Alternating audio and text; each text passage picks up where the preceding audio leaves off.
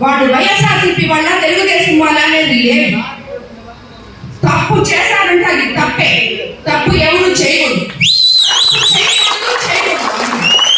మీకేమైనా అవసరమైతే నా దగ్గర దాన్ని మీ నాయకులు చేయకపోతే దానికి తప్పకుండా మీకు సపోర్ట్ చేస్తాం. ఎంపీ వేమిరెడ్డి ప్రభాకర్ రెడ్డి గారు కానీ నేను కానీ. ఇది మా రాజకీయం. మీరు ఎంతో మంది రాజకీయ నాయకుల దగ్గర ఉపన్యాసాలు వినుంటారు. మాకు ఆ రాజకీయం తెలియదు. మీ అందరినీ, కార్యకర్తల్ని, నాయకుల్ని అందరినీ కూడా నేను ఏ నాయకుడిని ఏ కార్యకర్తని మర్చిపోను. మంచి చేసిన ప్రతి ఒక్కరిని గుర్తు పెట్టుకుంటాను. తప్పు చేస్తే ఒప్పుకోను.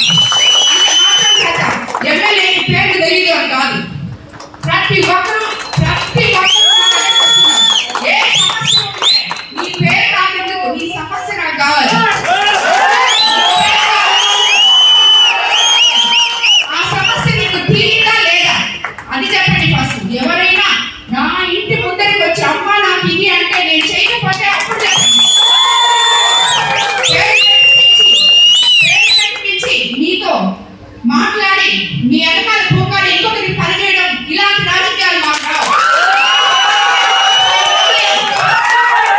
కాబట్టి మీరు అలాగే ఉండాలి. కోవూరు నియోజకవర్గంలో ప్రజలు మేము ఇలాగే మీకు సపోర్ట్ చేయాలి. మీకు ఏ సమస్య రాదు. మేము మీకు అండదండలుగా ఉంటాము. ఇది ఈ మహానాడులో నేను చేస్తున్న తీర్మానం. నాతో కలిసి నడిచిన ఏ నాయకుడికి అన్యాయం జరగదు. పదవులు ఈ రోజు ఉంటాయి, రేపు ఉండవు. ప్రజలకు సేవ చేసే ప్రతి ఒక్కడు నాయకుడే.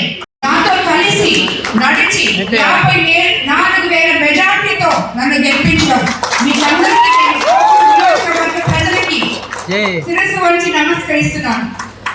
ఇందులో ముఖ్యంగా నేను మీకందరికీ ఒకటి చెప్పదలుచుకున్నాను. మన కోవూరు నియోజకవర్గం ఎంతో చైతన్యవంతులున్న నియోజకవర్గం. ఇక్కడ గ్రామ స్థాయి నాయకుడి నుంచి నియోజకవర్గ స్థాయి నాయకుడి వరకు అందరూ కూడా చైతన్యవంతులు. కానీ కొత్త పాత కలయికలతో మనం ఈరోజు కోవూరు నియోజకవర్గంలో అడుగులు ముందుకేస్తూ ఉన్నాం. ఇందులో ఎన్నో ఒడిదుడుకులు ఉంటాయి. పాత వాళ్ళు ఎన్నో కష్టాలు ఓర్చుకొని ఉంటారు. కొత్త వాళ్ళు ఈరోజు వచ్చారు. కానీ నేను మీకు దీనికి ఒక ఎగ్జాంపుల్ చెప్పదలుచుకున్నాను. ఇది వరకు ఈ జిల్లా అధ్యక్షుడు అబ్దుల్ అజీజ్ గారు ఏ పార్టీలో ఉన్నారు, తర్వాత ఏ పార్టీకి వచ్చారు.